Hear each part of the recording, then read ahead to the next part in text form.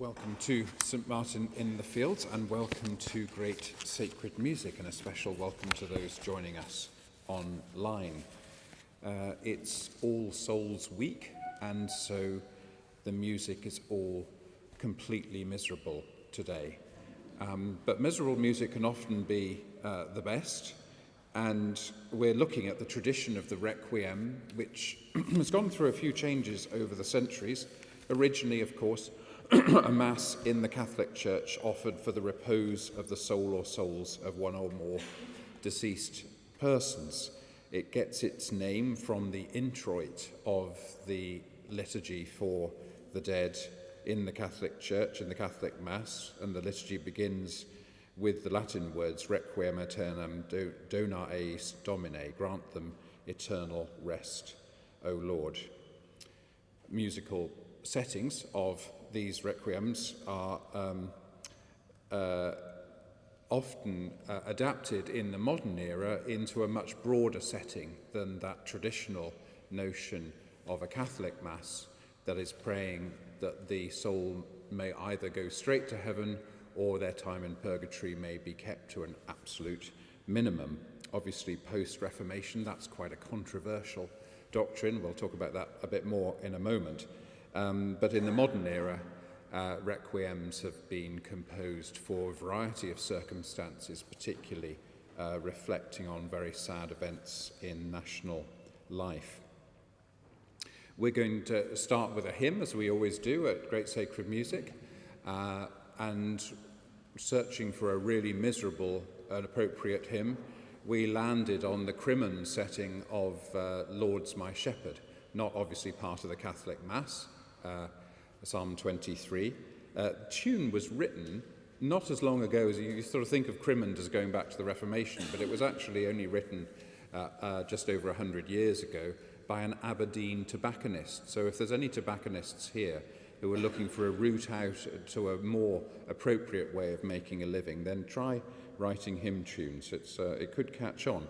And this one caught on. Again, you think Crimmon's been in our sort of national repertoire forever, but really it caught on when the late Queen and Philip had their wedding, and it was also performed at the silver wedding of George VI and his Queen Elizabeth, later known as the Queen Mother. Those two occasions imprinted this hymn on the national imagination, where it's remained ever since. So we're going to remain seated. If you'd like to find your leaflets, you can turn to the inside page. The voices will stand and lead us as we sing The Lord's My Shepherd. Amen.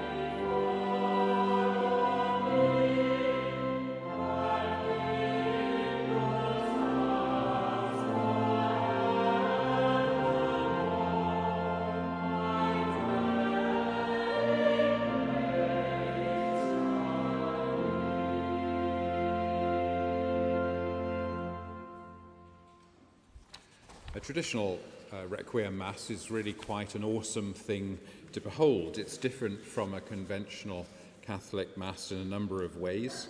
There's no incense, there's no alleluias, there's no sharing of the peace, there's no Gloria, there's no creed.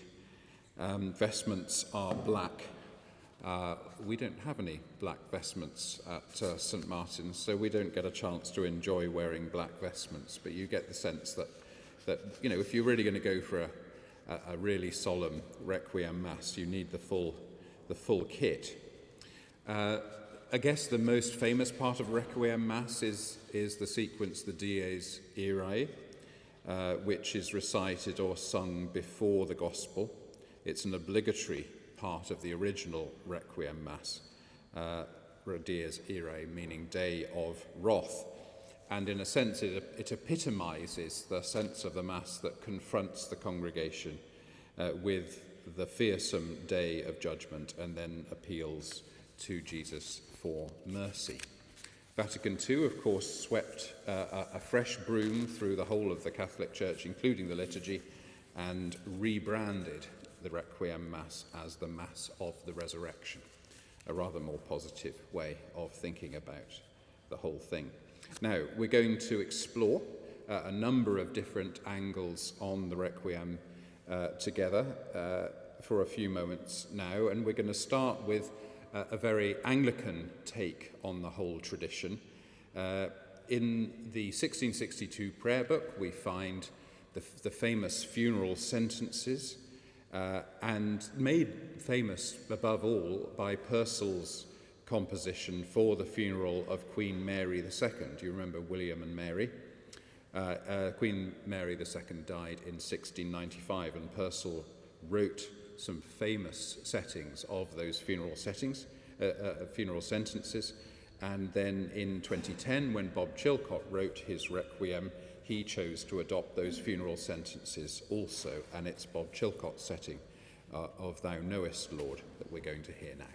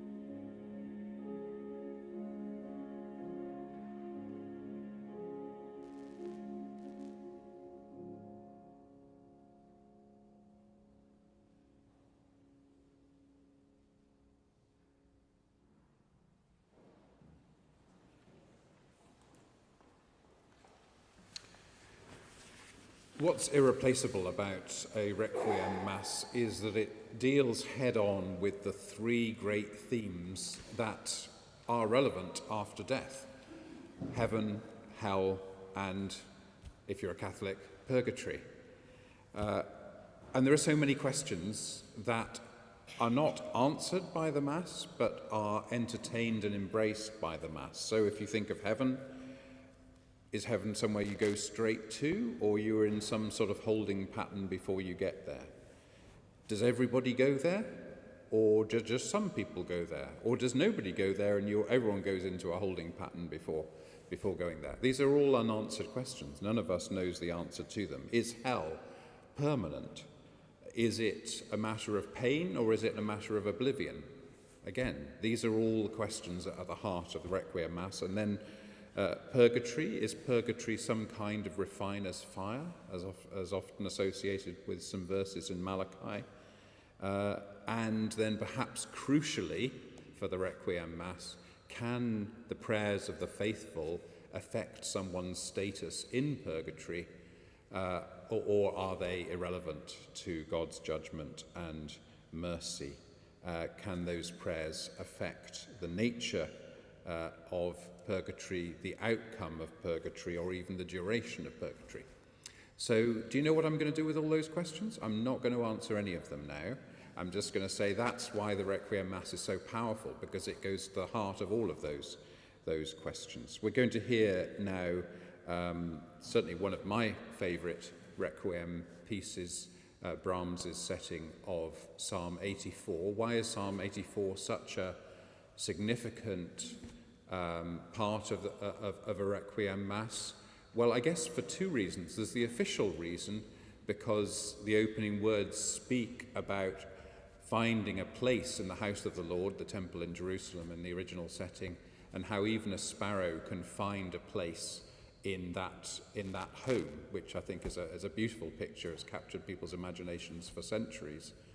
For me, though, I think of Psalm 84 as a psalm that talks about a journey that the pilgrim makes to Jerusalem, possibly once in a lifetime, and then talks also about the journey back. And for me, that captures that sense that we make a journey into this life, and then we make a journey back to who knows where. But it tells me that the God who had the creativity to make us is not going to stop that creativity at the moment of our death. So let's enjoy Brahms's setting of Psalm 84 together.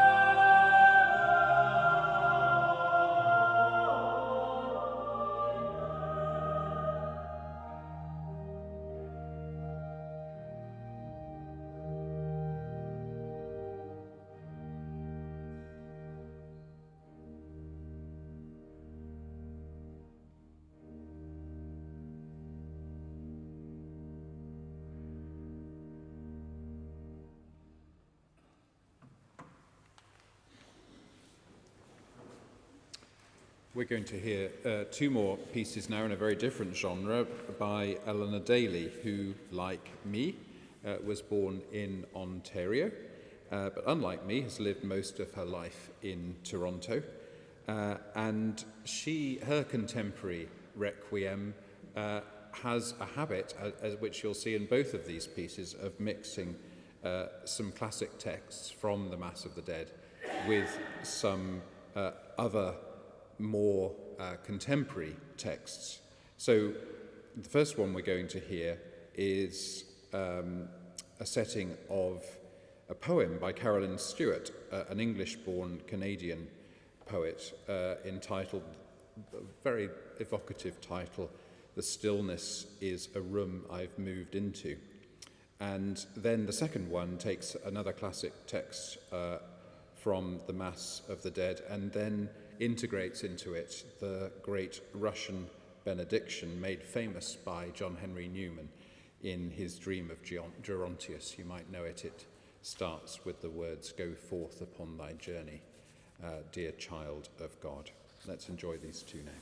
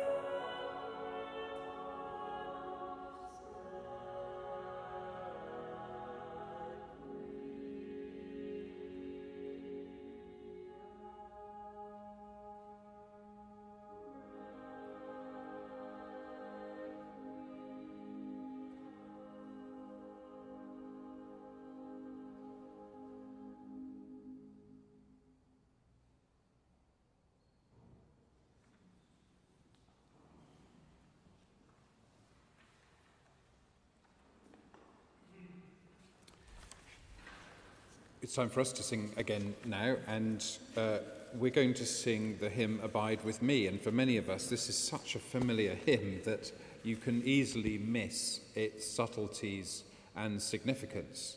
The words abide with us come from the end of the Emmaus Road story, where the disciples on the evening of the first Easter day are walking away from Jerusalem, and Jesus joins them, and they don't know it's Jesus, and he explains what the significance of his death and then, of course, his resurrection.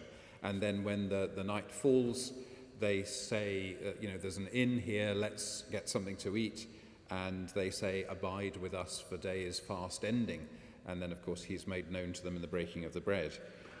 Such a significant story in the Gospels, and adapted by H.F. Light exquisitely in this hymn. But again, because it's sung at cup finals and so on, it's become so familiar that the subtlety of the way the hymn conflates the end of the day as a traditional metaphor for the end of our life, with the notion of this is the end of Easter Day, so it's obviously the beginning of resurrection. So it's the end of something, it's the end of our life, but the beginning of our resurrected life. That the subtlety of all of that tends to get lost in the familiarity of the hymn, but it won't be lost on you today. So we remain seated, and the voices stand and lead us as we sing Abide With Me like never before.